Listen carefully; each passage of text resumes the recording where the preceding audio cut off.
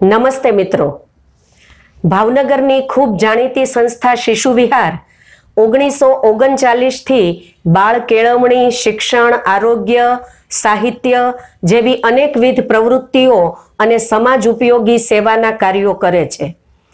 શિશુ વિહારની 1980 થી એક અવિરતપણે ચાલતી નિયમિત પ્રવૃત્તિ એટલે બુથ સભા।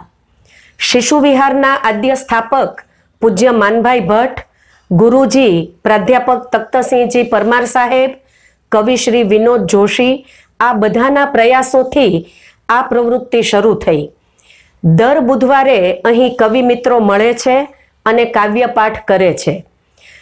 વિશિષ્ટ ઉપક્રમના ભાગરૂપે ક્યારેક કવિતાઓના આસ્વાદ રચાય છે, ક્યારેક સર્જક સંવાદ પણ થાય છે, અલગ અલગ અવસર નિમિત્તેની અભિવ્યક્તિ પણ થાય છે અને એ રીતે શિશુ વિહારની બુથ સભા એક વિશિષ્ટ સભા બની રહે છે।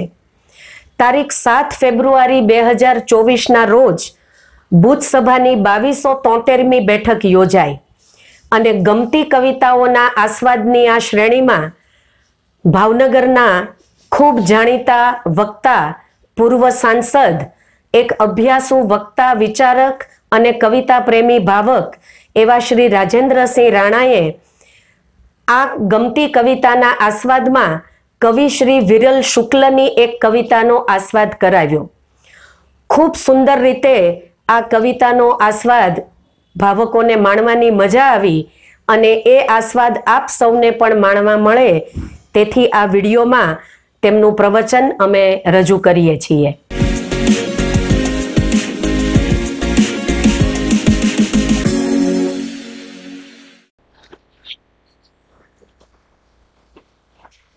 छायाबेन अघरू काम करने क्यों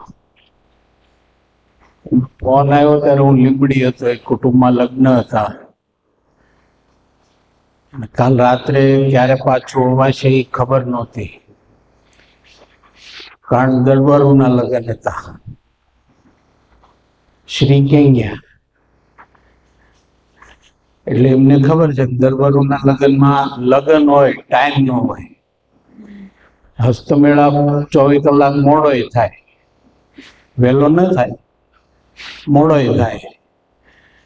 એટલે મેં છાયાબેનને કીધું કે 7મી તારીખે તો ભેગું કરવું મુશ્કેલ થશે, પણ એમણે કીધું કે કઈ વાંધો નહીં, આવી તો જજો, જોઈ લી તમે।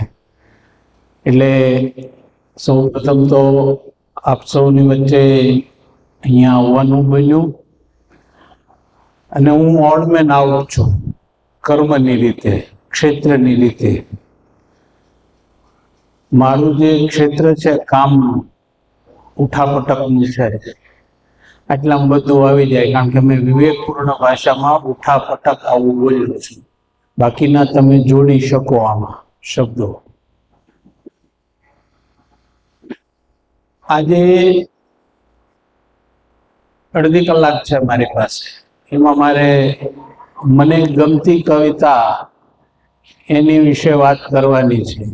દરેક કવિ છે ને એ અદ્ભુત જ હોય, અનન્ય જ હોય, એની ઉપર મા સરસ્વતીનું વરદાન હોય તો જ કવિતા ઉતરે। આપણે એમ કહીએ કવિ કવિતા લખે છે તો એ વાતમાં માલ નથી, કવિમાં કવિતા ઉતરે છે। પેલા ઓદાન રહે, પછી ચિહ્ન દેખાય, પછી શબ્દ આવે,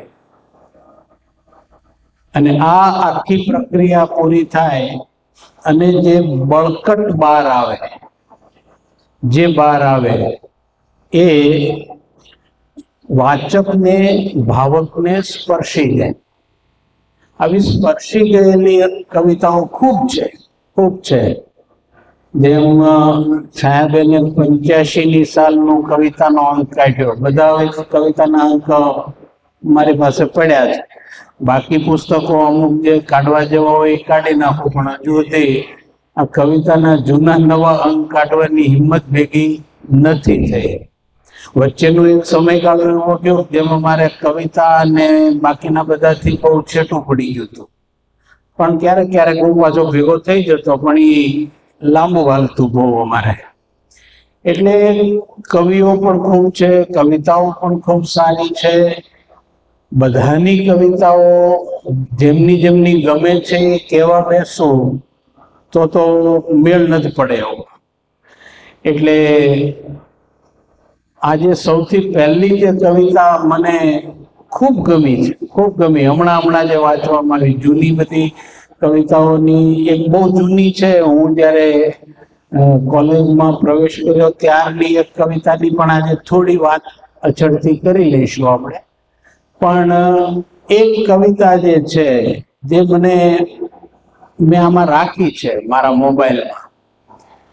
ક્યારેક અંદર બહુ જ ડખામારી થઈ જાય ને અહીંયા ભેજામાં, મને એમ થાય મારા વાળ ખેંચવું, અને કોક મારા વાળ ખેંચતો હોય એવું તો મારામાં ખૂબ બને.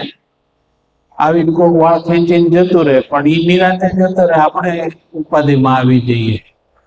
એટલે ક્યારેક એવું ખૂબ થાય ને ત્યારે હું આવી કવિતાઓ આમાં મારા મોબાઈલમાં હંગરીને રાખું છું. હમણાં તો જલસો આવ્યો છે, તો જલસો પડી ગયો ભાઈ. એની ટાઈમ એનીવેર તમારા મૂડ પ્રમાણે તમને એક ભોજન મળી રહેતું હોય છે. મેન્ટલ, તમારું લંચ, તમારું ડિનર, તમારું પ્રોટીન, તમારી હેલ્થ કેર, આ બધું એમાં પડેલું હોય છે. એટલે એમાંય મજા આવે છે. એટલે જ્યારે એવું કંઈક થાય ને ત્યારે હું આ વિરલ શુક્લની એક કવિતા, તમે બધાએ સાંભળી તો હશે જ તે, પણ મને બહુ ગમી છે, બહુ ગમી છે. મેં હમણાં જે વાત કરી ને, કવિતા એ ઉતરે છે, એના વધાન રહે, પછી એના ચિહ્નો આવે, પછી ક્રિએશન આવે.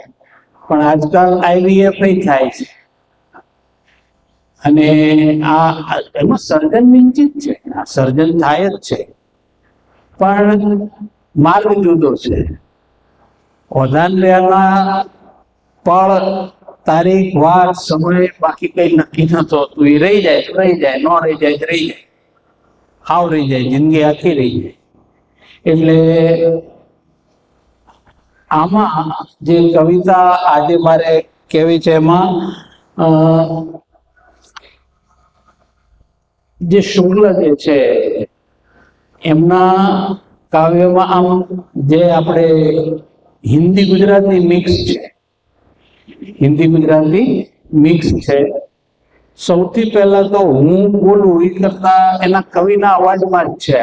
આ કોઈ વિડીયો મને મળ્યો, એ કવિના અવાજમાં જ છે. એટલે એ પહેલા હું તમને સંભળાવવા માંગુ છું, અને પછી થોડી વાત મારા મનમાં જે ભાવ વિશ્વમાં જે ઉપડ્યું એ હું તમને કહીશ. કોઈ લાંબી પ્રસ્તાવના નથી બાંધી, બે જ વાત કરવી. ઈદમાં જે સિક્કા આવે છે, સિક્કા અને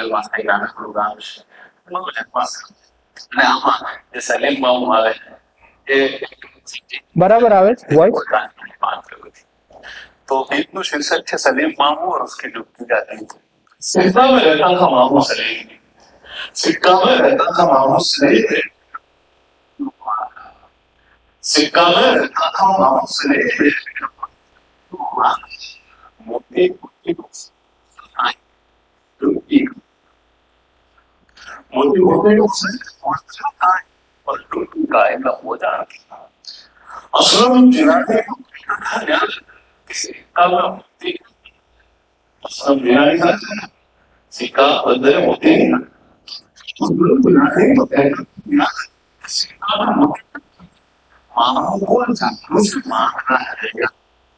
ये क्या है? वैसे मुस्लिम वैसे मुस्लिम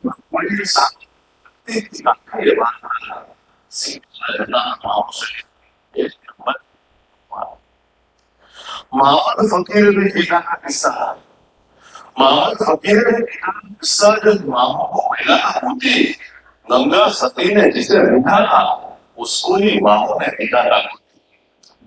मामा ने वैसे मामा ने वैसे मुझे बड़ा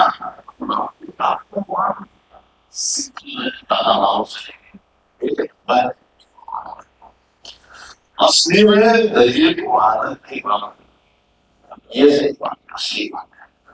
असली में दरिया को आदत थी मामा की. मामा दरिया में जान था, मोती तो आंखों के खींचने पड़े थे. એ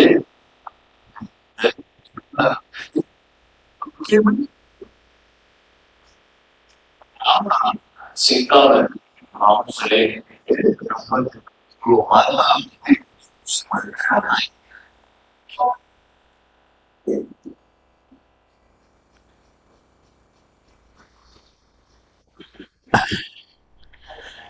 આ પહેલી વાર જ્યારે મને વિડીયો મળ્યો ને, મેં કેટલી વાર આ સાંભળ્યો એક ધારો, એ મને યાદ નથી, નંબર યાદ નથી મને, એટલી બધી વખત મેં આ સાંભળ્યું.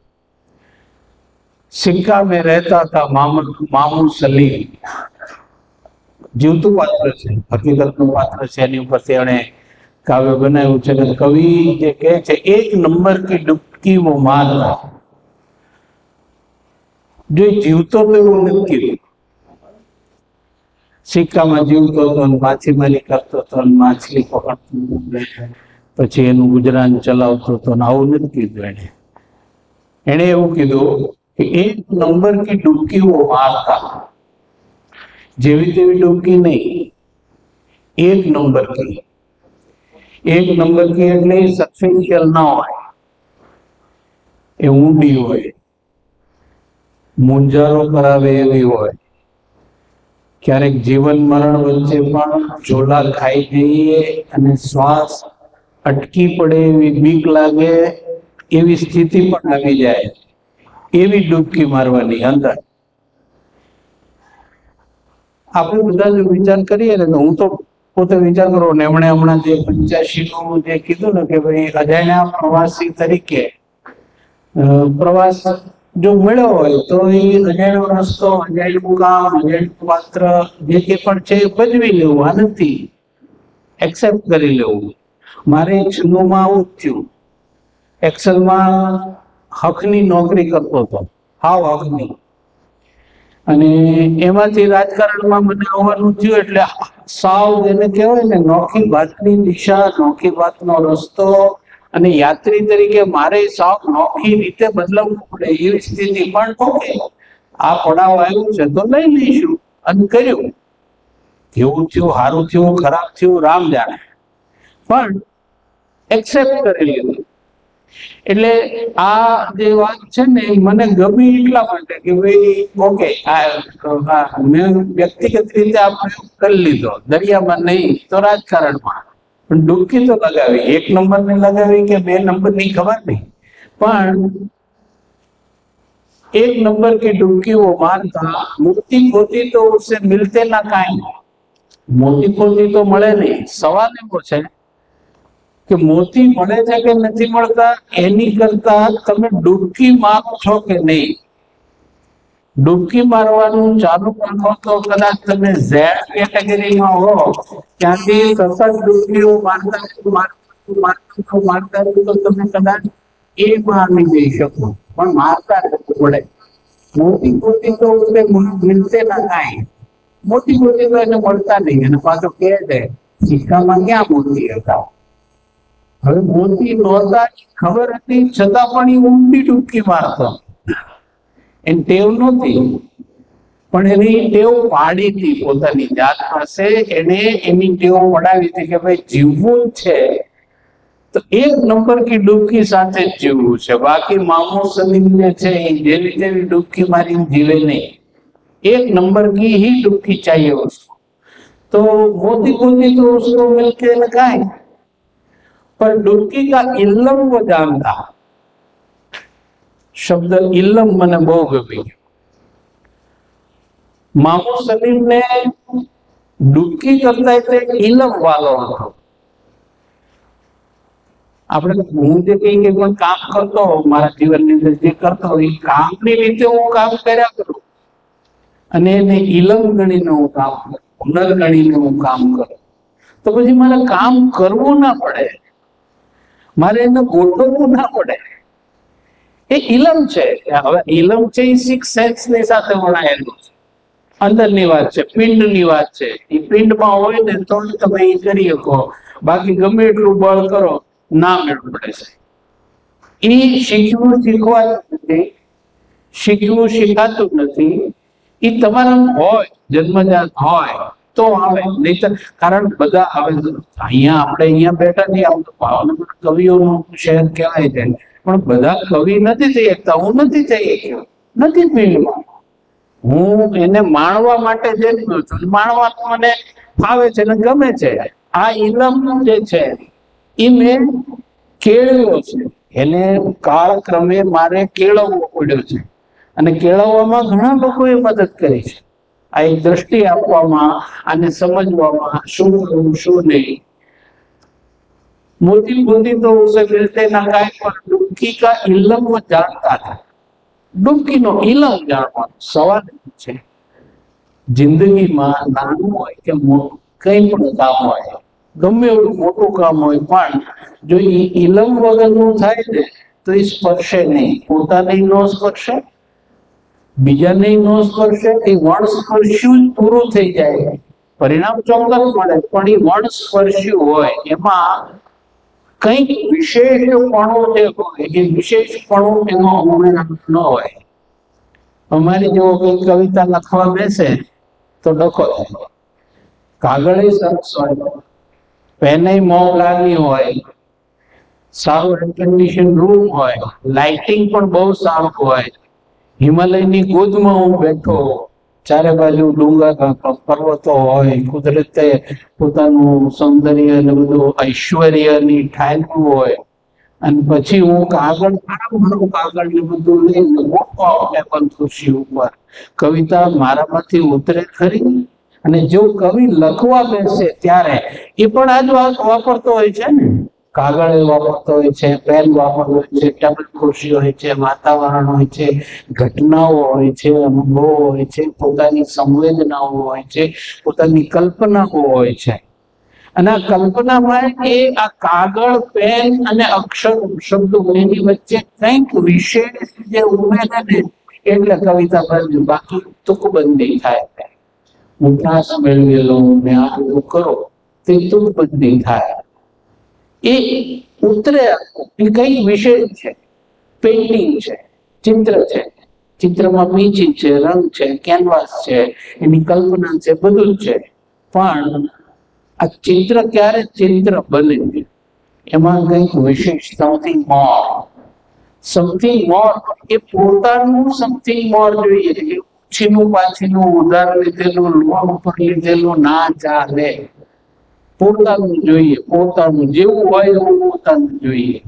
એટલે આ ઇલમ વાળી જે વાત છે એને ઘણી રીતે જોઈને સમજી શકાય. પણ મને મારા જીવનની અંદર આ ઇલમ જે છે રાજકારણનો મને નહોતો ખબર જ નહોતી કે આ લાઈનમાં જવું પડશે, હું જઈશ અને મારે ત્યાં કામ કરવું પડશે.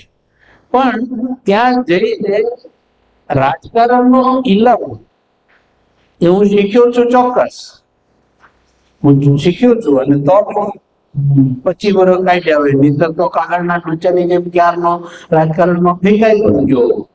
પણ આ ઇલમ જે આવ્યું ને એમાં સમથિંગ મોર, કંઈક વિશેષ ઉમેરવાની જે વાત છે.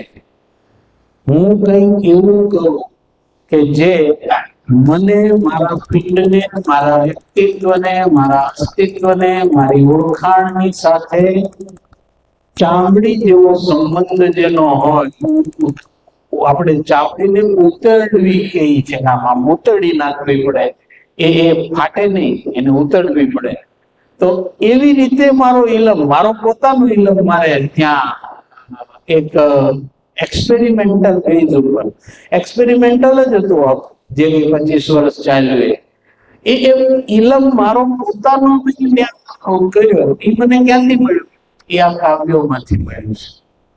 આ ઇલમ જે મળે એ અસલમ જીલાણી તો કહેતા હતા, જ્ઞાનલાલ અસલમ જીલાણી નું પાત્ર છે, એનો મિત્ર છે કે સિક્કે में मोती क्या था पता नहीं થતા. मामू को जादू से बांधना था दरिया. હવે અસીમ ને બાંધવાની વાત છે. હવે અહીંયા દરિયાને બાંધ, હવની પોતાનો દરિયો છે.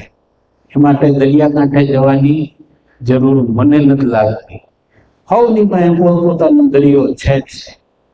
એમાં ભરતી આવે છે, એમાં ઓટાઈ આવે છે, એમાં બધું જ થાય છે. એમાં વાદળા પોતાનું પાણી લેવા માટે તમને તમારી અંદર પડેલા ને ખેંચે પણ છે, ગરમ કરે છે, તમને ગરમ તપાવે છે, એમાં તમારી વરાળ થઈ જાય એવું કરે છે. અને એ પછી જયારે એ વાદળા બંધાય અને પછી વરસે તો સૌથી પહેલા તમારી ઉપર વરસે, એ પછી બાકીના બીજા ઉપર વરસે. એટલે જાદુ કે ભાવના, હવે જાદુ વાત જે છે ને, આમ જાદુ ગમે બહુ નાના હતા ને ત્યારે તો કેલાલ બેલાલ તો હતો નહીં. મારા પપ્પા જે છે સરકારી અમલદાર હતા, એટલે સાવરકુંડલા અને માણાવદર ને આવા નાના નાના ટાઉનશીપમાં બદલીઓ થયા હતી. ત્યાં તો ઓલા મદારી આવતા, કોથળો બીન હોય અને કાળો પાટો ફાટ કપાય, હાથળ ઉપર થપાટ મારે ને ડબક નીકળી જાય. આપણે આમ ફાટી આંખે જોઈ રહીએ પણ જાદુથી. તો મામુ શરીફને દરિયો જાદુથી બાંધવો, એમનું નહીં, જાદુથી બાંધવું. જાદુ કોનું? ફરીને બાંધવું. જાદુ પોતાનું જોઈએ. મદારી આપણને જાદુ કરીને કઈક બતાવી દે ને આપણે કઈક ભાળી જઈએ, જોઈ જઈએ અને આપણી આ ફાટી રહી જાય, એના કરતા આપણું પોતાનું જાદુ આપણી પોતાની ઉપર ચાલે અને આપણે પોતે હાથ તરકીબ કરી અને હાથળ થાપું મારી અને પછી મોઢામાંથી ગોળો નીકળે અને પછી આપણી આ ફાટી રહી જાય કે આ તો ત્યાં જ કર્યું. આ વસ્તુ જે છે એને દરિયાને બાંધવો હતો. વિચાર કરો, દરિયાને બંધાય ખરો. અસીમને સીમમાં વાત, અસીમને પામવાની વાત, એ પછી જાદુથી પામવું છે, પણ પોતાના જાદુથી પામવાની વાત છે. मामू को जादू से बांधना था दरिये को, એટલે આ ડૂબકી લગાડતા એટલા માટે આ જાદુ એને અસીમને પામવા માટે આ મામુ સદી છે એક નંબરની ડૂબકી લગાવ, એક નંબરની ડૂબકી. वैसे तो असलम ગપોડિયા સાહેબ હવે ગામમાં 100 માંથી 70 આવવા મળે. હું બીતો બોલું છું. 100 માંથી 70 આવવા મળે આપણને. તો કે છે કે વૈસે તો અસલમ ગપોડિયા સાલા પર લગતી થી સાચી એ વાર્તા કે છે. એને જોયેલો છે મામુ સલીમને ડૂબકી મારતા.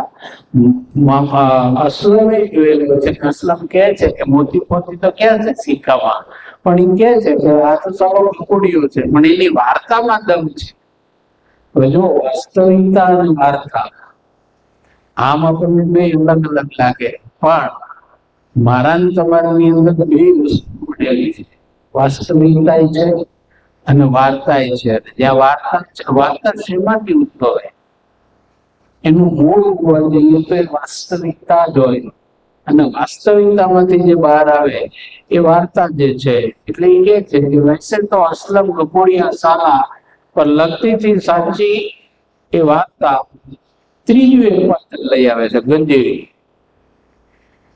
मोहम्मद फकीरे भी कीधा था किस्सा, किस्सो कीधो तो है जब मामू को मिला था व्यक्ति, मोहम्मद फकीर છે, સંત છે, અને એને કિસ્સો કીધો, બનાવ કીધો. શું કીધું કે जब मामू को मिला था मोती, સિક્કામાં છે નહીં, મામુ એક નંબરની ડૂબકી લગાવે, કઈ હાથમાં આવતું નથી, પણ તોય એનો ઇલ્લમ બી જાણે છે, ડૂબકી મારવાનો ઇલ્લમ બી જાણે છે. મોતી હાથમાં લાગે કે ન લાગે, પણ એને ડૂબકી મારવાનો તો ક્યારેય બંધ નથી કર્યું, કારણ એ એનું જીવનનું પર્યાય બની ગયું છે. મામુ સલીમ અને ડૂબકી આ બંને એક રૂપ જ નહીં, એક જ. ડૂબકી કયો તો એક અને મામુ સલીમ કયો તો एक. એટલે मामू फकीर की कबीर भी कीधा था किस्सा जब मामू को मिला था मोती. હવે અહીંયા કનેક્શન જરૂર છે. મોતીની વાત આવી એટલે કવિને બીજું કોઈ ન યાદ આવે, ગંગા સતી યાદ આવે. મોતીડા બરોબર વીજળીને ચમકારે ઘણી વાત છે. એટલે એને કીધું ગંગા સતીને जिसे વિંધા था. હવે તો કમંડિયાળા રહેતા હતા, ત્યાં ક્યાંય દરિયો હતો નહીં. અને એમણે જે વીજળીના ઝબકારે મોતી વીંધ્યું હતું, ઈ મોતી હમઢિયાળામાં જે ગંગા સતીએ વીંધ્યું હતું, એ સિક્કાના દરિયા કિનારે જે દરિયામાં મોતી કાંઈ છે, મોતી તો છે જ નહીં. અને ઈ એણે ત્યાં મળ્યું. गंगा सती ने जिसे विंधा था उसको ही मामू ने लीधा था गोती. શોધવું પડે, હોય કે ન હોય, પણ કવિને જો મળી જાય અને જે ભાળી ગયો છે એને જો મળી જાય, જેને ભાળી ગયો છે કઈ, હવે એને ખબર નથી હું ભાળી ગયો છે, પણ એ ભાળી ગયા પછી એને જે મળ્યું હોય છે એને કીધું ભાઈ ગંગા સતીએ જે વિંધ્યું હતું ને ઈ મોતી આણે હોતી પાડ્યું. હવે ક્યાં ગંગા સતી ને ક્યાં મામુ સલીમ ની ઉપાસના પદ્ધતિ જુદી, ગંગા સતીની ઉપાસના પદ્ધતિ જુદી. ઉપાસના પદ્ધતિ આને કોઈ લેવા દેવા છે નહીં. ગોતવા વાળાને એ મળી જાય, ગમે તે ઉપાસના પદ્ધતિમાં હોય એને અમુક સ્તર સુધી પહોંચવું પડે, અને એ પહોંચ્યા પછી એને મળી જાય. અને જન્મમાં એ વાંકડતા હોય, અંદર હોય તો એ મળે. એટલે ગંગા સતીને એ જે વિદ્યુત ઈ મોતી આ મામુ સલીમને મળ્યું. અને ક્યાં મળ્યું? જ્યાં મોતી સિક્કામાં દરિયામાં થતા જ નથી, એક નંબરની ડૂબકી મારી એમાં એને મળ્યું. મામદે વૈસે તો ગંજેરી માણા. સાચી માનવી કે નો માનવી, ગંગા સતીએ જે વિંધ્યું હતું એ અહીંયા આને મળે મામુ સલીમને, એને ગોતી પાડ્યું. તો કીધું ગંજેરી છે એટલે હવે ગાંજો ને બધું જે છે ને એ તમને ટ્રાન્સમાં તો લઈ જાય, ને એવા મજાના ટ્રાન્સમાં લઈ જાય. શિવરાત્રી ઉપર ગામડામાં તો અહીંયા ઓછું છે, ગામડામાં હાચી ભાઈ ને એમાં ઓલો તાંબાનો રૂપિયો ઘસીને જો હરખો નાખ્યો હોય અને પછી પહેલા બેઠા છે. એટલે ગામડામાં તો જૂના મકાન હોય ને એમાં નળિયાવાળા મકાન હોય, એમાં એક નાયક હોય વચ્ચે, એક જે બીમ હોય છે ને બીમ જેવો એક થાંભલો હોય ને નાયક કે, અને એની આજુબાજુમાં ખપાટ્યું ને બધું થાંભલ્યું ને બધું જોડ્યું હોય. તો ગામડામાં ક્યારેક જો હરખી ભાઈ ચડી જાય ને તો એ નાટે ચડી જાય માણસ. 24-48 કલાક સુધી ઉતરે નહીં, નાટેથી ન ઉતરે. ત્યાં બેઠો બેઠો હિંચકા ખાતો હોય, ગલોટિયા ખાતો હોય, નિમ્ન રહે. આ થાય છે. તો ગંજેરી માણા, હવે એનું કેમ માનવું? मामदे वैसे तो गंजेरी माना, पर मामू की ताकत वो मानता. गंजेरी हो तो ये सलीम मामू ની તાકાત એક નંબરની ડૂબકી કરતા એની પાસે ઇલમ છે એને માનતો તો. असली में दरिये को आदत थी मामू की.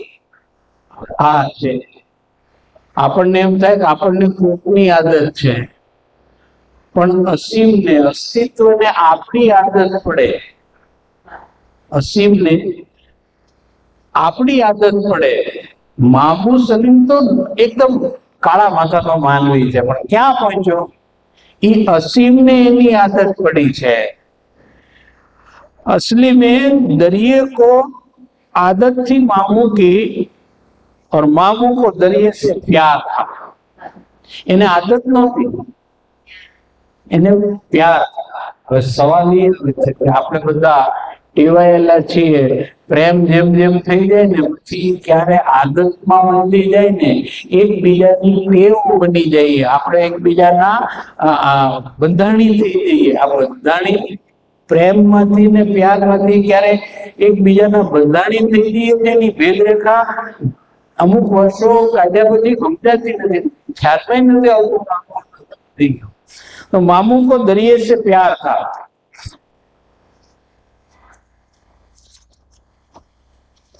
मोती तो आंखों के खिस्से में पड़े थे. હવે ખિસ્સું આયો, मोती तो आंखों के खिस्से में पड़े थे. આંખને એવું પાત્ર બન્યું છે, અને આંખમાં જે હોય એને આપણે બધા જે છીએ આંસુ કહીએ, અશ્રુ કહીએ. અશ્રુ ઉપર તો તમે લોકોએ ઢગલા બંધ લખ્યું છે, ઢગલા બંધ લખ્યું ને આમાં મને તો આમ આમ એવો રાન રાન ને પાન પાન કરી નાખે વાંચે એને તો ઈ બંધ ઈપકે ચડી જાય એ બંધ ન થાય. આવું બળકટ લખેલું છે તમે. તો મોતી તો આંખો કે खींचे में पड़े थे, दरिया ही मामू का यार था. दरिया ही मामू का यार था. અહીંયા કીધું નથી કે એનો ઉપાસ્ય હતો, એનો ઈષ્ટ હતો, એની કાયમ પૂજા કરતો, અર્ચના કરતો, કારણ કે ઉપર છે કઈ એવું નહીં. પણ અહીંયા કીધું દરિયા ही मामू का यार. દરિયો મામુનો મિત્ર કરતા યાર જે છે ને એમાં મેં કીધું એમ સમથિંગ મોર છે. હવે આને તમે વર્ણન આનું પીઠ કરવા જઈએ, હું કરવા જઈએ નહીં પડે નથી. યાર કે તો આમ ધ્યાનમાં આવી જાય કે સમથિંગ મોર, મિત્ર યાર સમથિંગ મોર ધ્યાનમાં આવી જાય. एक एक डुबकी में दरिया के अंदर वो अनमोल मोती पधरा. એને જે ગંગા સતી પાસેથી મળ્યું, હવે આંખના કિસ્સામાં હતું સાહેબ, આંખના કિસ્સામાં. દરિયા પાસે તો હતું નહીં, સિક્કા પાસે તો મોતી હતા નહીં. મોતી પોતી તો શું મિલતે ના કાંઈ, મોતી પોતી તો ત્યાં હતા નહીં. પણ પોતાની આંખના ખિસ્સામાં રાખેલા મોતી મોહમ્મદ સલીમ, આ મામુ સલીમ જે છે એ એક એક ડૂબકીમાં એક એક મોતી દરિયાને અસ્તિત્વને તું મને હું આપ્યા, તારામાં શું મારી પાસે પડ્યું છે. અહમ બ્રહ્માસ્મિ યત્ર પિંડે તત્ર બ્રહ્માંડે વાળી વાત છે કે મારામાં જે છે તારામાં છે, તારામાં છે મારામાં છે. તું મને જે દે ને એ જ હું તને પાછું આપી શકું, એટલી મારામાં ક્ષમતા અને તાકાત છે. આ સ્થિતિએ પહોંચેલો મામુ સલીમ. અને આ મામુ સલીમે એને આ આખી કવિતા આમ પહેલા આપણે કવિના અવાજમાં સાંભળી, મને ખૂબ ગમી એટલા માટે ઈલમ વાળી વાત મને બહુ જ સ્પર્શી ગયેલી. એ વખતે મને ખબર નહોતી કે ભાઈ થોડા વખત પહેલા જ મને કવિતા ધ્યાનમાં આવી, તો એ વખતે ખબર નહોતી કે આપણે મેં પોતે વ્યક્તિગત રીતે જે કામ કર્યા એ ઇલમના ભાવથી કર્યા, કામ કરવાના ભાવથી નહીં કર્યા. એક્સેલમાં પણ નોકરી કરતો હતો ત્યારે, અને એક્સેલમાં વાતાવરણ બહુ સરસ હતું, અમને ફ્રીડમ હતી, કામ કરવાની ફ્રીડમ હતી.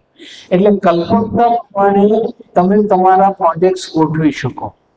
તો આ કલ્પકતા સમથિંગ મોર મેળવવાનો ચાન્સ જે છે, આ વાતાવરણ જે છે એ ત્યાં મળ્યું અને એ કેળવાયું.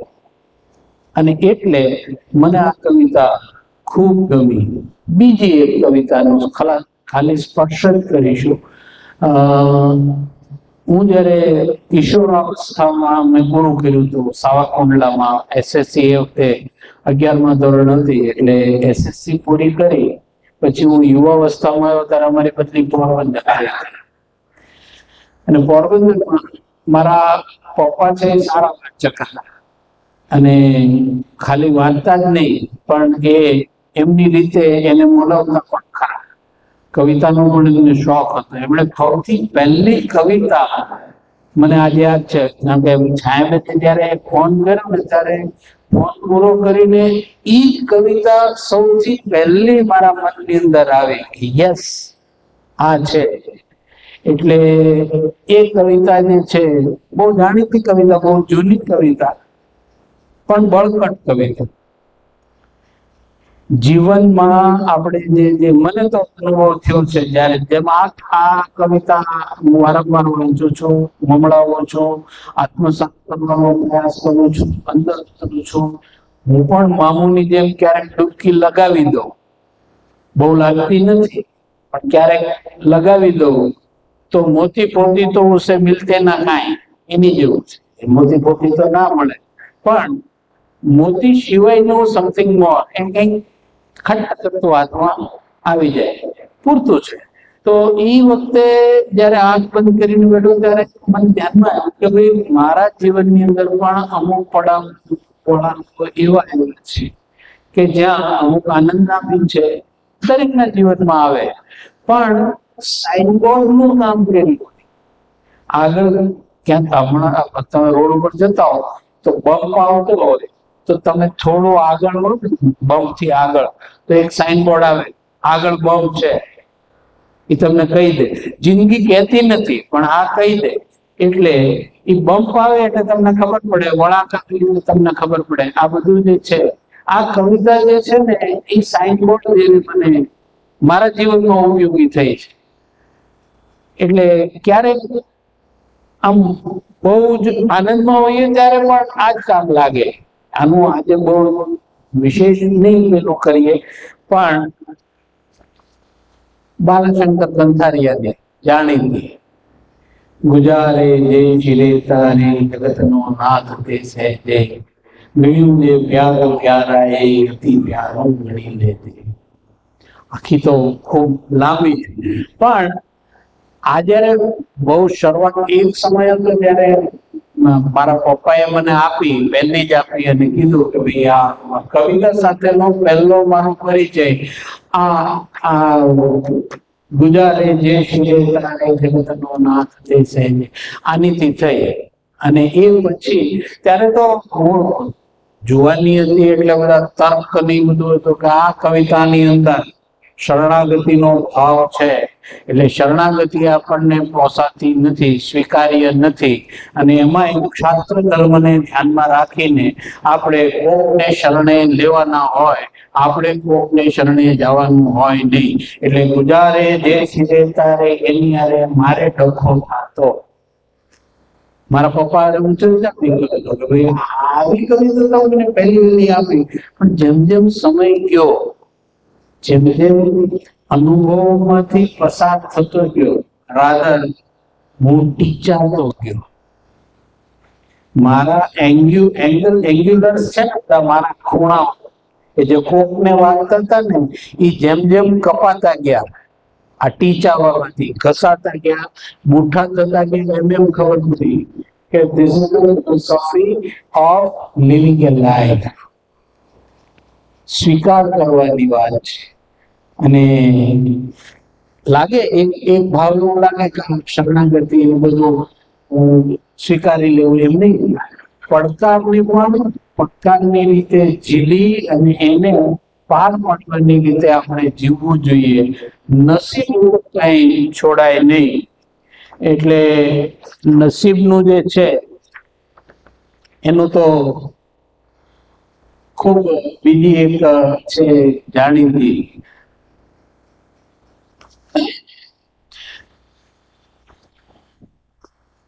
અરે પ્રારબ્ધ તો ઘેરનું રહે છે દૂર માગે. અરે પ્રારબ્ધ જો છે ઘેરનું રહે છે દૂર માંગે. ન માગે દોડતું આવે નવી વિશ્વાસે કદી રહે. નસીબના આધારે આપણે જીવી જઈએ ને નસીબના ક્યારેક આપણે બહુ મોટા પદ ઉપર પહોંચીએ મારો નસીબદાર એમ કહીએ તો પ્રારબ્ધની પણ વાત કરી છે કે એના ભરોસે નહીં, તારા કાંડાના બળ ઉપર તારે ચાલવાનું છે. એટલે આ જે આખી ગઝલ જે છે આમ પ્રાર્થના જેવી છે. આ ગઝલ પ્રાર્થનાના સ્વરૂપે મને તો લાગે છે. એટલે એ આખી જે વાત હતી આ સૌથી પહેલી, અને એમાંથી મારી કવિતાની સાથેનો નાતો મારો શરૂ થયો.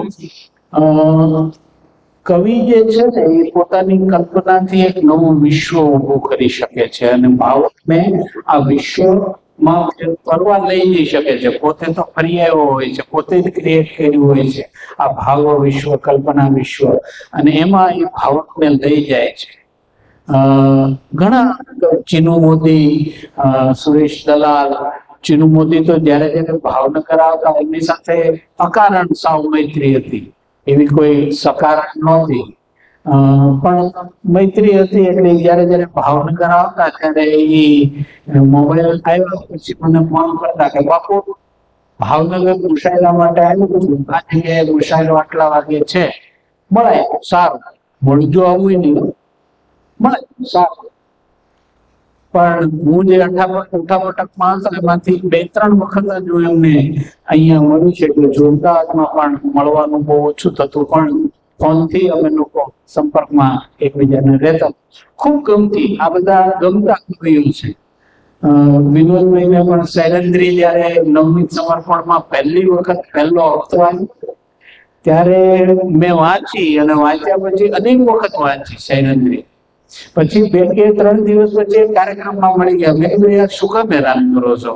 મને કે યાર મેં તમને ક્યાં, આપણે મળ્યા જ નથી. યાર ઘાણી શું કામ કરો છો? આવું મેં કીધું એમને. મેં કીધું યાર ઘાણી શું કામ કરો? તો પણ જીવું શું? મેં કીધું યાર હપ્તાવાર આ આખું જે કાવ્ય તમે લખશો કેદી મારી દીવાને પાર પડે, મને તો આંકડો ચડે, નહીં મેળ પડે. તો એમણે મને આખી શૈલેન્દ્રી એમણે જે લખી હપ્તાવાર આવતી હતી ને આખી એમણે મને આગળની મોકલી આપી, આગળની આખી વાત. તમે વિચાર કરો, દ્રૌપદીના મનની અંદર કવિ કલ્પના જગત જે ભાવ વિશ્વ પ્રગટ કરે, રચે, એમાં ભાવકને સ્વૈર વિહાર કરાવી શકે. એની રીતે એને જ્યાં ફરવો હોય ત્યાં ફરે, પણ એમાં એવી શપથ કરાવી છે. આ કવિતા અને કવિની તાકાત છે. કોઈએ કલ્પના કરી છે કે એક સમય એવો કે દ્રૌપદી તો આપણે ત્યાં સતી કહેવાય છે, 7 સતીઓમાં એ સતી છે. કલ્પના કરીએ કે એના મનની અંદર એક અંદરના અંધારા ખૂણે કર્ણ પડ્યો, એ પડેલો કર્ણ નથી, બીજું કોઈ દ્રૌપદી બહાર ન લાવી શકે. સાહેબ દ્રૌપદી તારે તો બહાર ન આવે, એ આ કવિ લઈ આવી શકે, ખેંચીને બહાર લઈ આવ્યા સાહેબ, ખેંચી. અદભુત છે. ઘણી કવિતાઓ છે કે જેમાં તમને અદ્ભુતતાનું તત્વ, જેમ મામુ સલીમને જાદુથી બાંધો કર્યો, આ જાદુ એ કવિ અને કવિતામાં છે. એટલે આજે 7:15 થયા છે, એટલે અમે ઘડિયાળ રાખી મારી જવાની બ્રેક ન લાગ્યા પછી. એટલે આજે તમારી સાથે મને મારો વિષય નહીં, આ કવિતા, અને એમણે કીધું હકથી કીધું, અને એમનો હક પણ છે મારી ઉપર. એટલે એ હક નિભાવવાના દાવે હું અહીંયા મારી પેટ છૂટી વાત કરવા આવ્યો. મેં જે કીધું ને એ જે મને જેવું સૂઝ્યું એવું તમારી સામે મૂકવાનો એક પ્રયાસ કર્યો. નમ્ર નહીં કહું, કારણ કે નમ્ર કહીશ તો તમે એમ કહી શકો શું કામ કે આ બધા વાઘા ફેરા. કીધું ભાઈ, જે હતું જેવું લાગ્યું એવું મેં આપની સામે કહેવાનો પ્રયાસ કર્યો છે. આપ સૌએ, તમે તો ખુદ કવિઓ છો, તમે એમ છતાં પણ મને સાંભળ્યો એ બદલ આપ સૌ ધન્યવાદ.